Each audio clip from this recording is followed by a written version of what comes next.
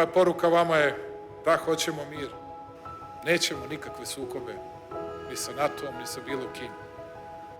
Ali vam svima lepo kažemo, čuvat ćemo svoju zemlju. I kada vam kažemo šta su crvene linije, onda nemojte sa tim da se igrate. Nemojte sa tim da se igrate i nemojte dalje da pritiskate. Jer onda ćete dobiti odgovor, ponosite dostojanstvene i junačke Srbije.